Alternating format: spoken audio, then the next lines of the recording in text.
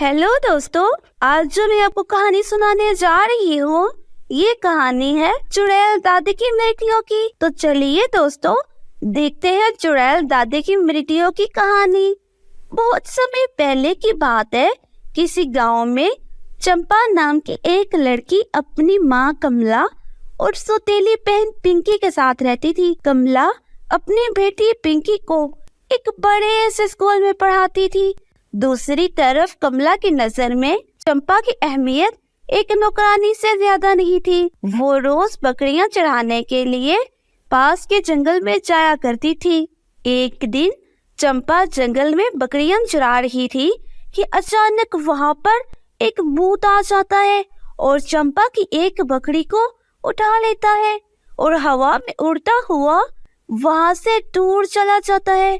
शाम को जब चंपा घर पहुंचती है तो एक बकरी कम देखकर कमला का चेहरा गुस्से से लाल हो जाता है। क्यों रे चंपा, गिनती में एक बकरी कम है, आखिर मेरी बकरी कहाँ गई? अम्मा, जंगल में बकरियां चराते वक्त वहाँ पर एक भूत आ गया था और वो ही हमारी बकरी को उठा कर ले गया है। अम्मा, इसकी बात पर यकीन मत करना, मुझे तो लगता है इसने हमारी बकरी कहीं बेच दी है और यहाँ आकर हमें मनगढ़ंत कहानियां सुना रही है ताकि हम इसकी बातों में आ जाए। हाँ बेटी, मुझे भी ऐसे ही लगता है। चंपा, सच सच बता, तूने बकरी कहाँ बेची है, वरना मैं तेरी खाल खींच लूंगी। दोनों माँ बेटी मिलकर चंपा को खंबे के साथ बांध देती हैं और वो उसकी बहुत पिटाई करने लगती है। वो दोनों उसकी बात पर यकीन ही नहीं करते। यूं बेगुनाह होते हुए मार खाना चंपा को बहुत दुख होता है। वो इसी तरह मजबूरी से मार खाती रहती है और कुछ नहीं कर पाती। इसी तरह कुछ दिन बीत जाते हैं। फिर एक दिन चंपा जंगल में बकरियां चरा रही थी कि तभी अचानक वहां पर दोबारा से भूत आ जाता है। चंपा इस भूत को सामने देखकर बहुत गिड़गिड़ाती है, लेकिन वो भूत इसकी एक नहीं सुनता और बकरी लेकर वहां से चला जाता है। हे भगवान, ये मेरे साथ क्या हो रहा है? आज तो मेरी चंडाल माँ और इसकी बेटी सच में मेरी जान ले लेंगी। अब मैं क्या करूं? ये कहकर चंपा जोर जोर से रोने लगती है। तभी वहां पर एक चुड़ैल आ जाती है। चुड़ैल को देखकर चंपा घबरा जाती है। अब ये चुड़ैल कहाँ से आ गई? लगता है ये भी मेरी बकरियां खाने आई है। नहीं नहीं, प्लीज मेरी बकरियों को कुछ मत कहो। नहीं, मुझसे घबराने की जरूरत नहीं है, मैं यहाँ तुम्हारी मदद करने आई हूँ। चुड़ैल की बात सुनकर चंपा को थोड़ी राहत मिलती है। इसके बाद चंपा उस बूढ़ी चुड़ैल को अपनी माँ और बहन के विचारों के बारे में बता देती है। देखो बेटी, मेरे इस दुनिया में कोई नहीं है, इसलिए तुम मुझे अपनी दादी समझो। मैं हमेशा तुम्हारा ख्याल रखूंगी। इसके बाद बूढ़ी चुड़ैल चंपा के साथ अपनी गुफा में चली जाती है। वो गुफा अंदर से बहुत शानदार थी, बहुत सुंदर थी। साथ ही वहां पर घर में इस्तेमाल होने वाली बहुत सी चीजें थी। अब तो यहाँ आराम से रह सकती हो, तुम्हें जिंदगी में कभी कोई दुख नहीं होगा। उसके बाद चंपा उसी बूढ़ी चुड़ैल के साथ रहने लगती है।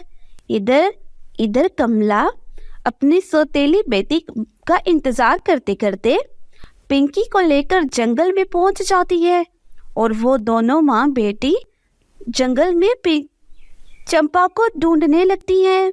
फिर वो उसी की तलाश में चुड़ैल की गुफा के पास पहुंच जाती है और वहां को चंपा को एक बूढ़ी चुड़ैल के साथ देखकर दोनों माँ बेटे की आंखें फटी की फटी रह जाती हैं।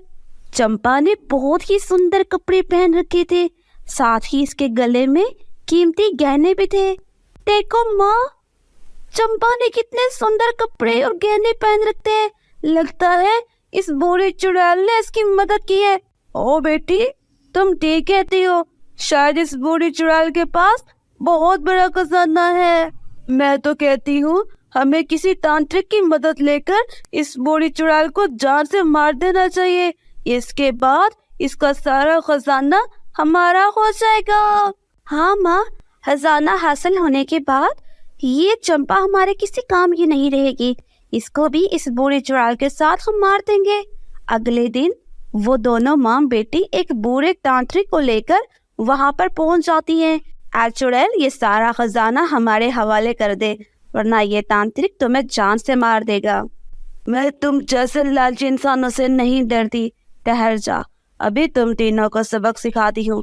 इतना कहकर बूढ़ी चुड़ैल अपनी शक्ति से उन तीनों पर हमला करने लगती है। लेकिन तभी वो तांत्रिक उस चुड़ैल को एक पिंजरे में बंद कर देता है।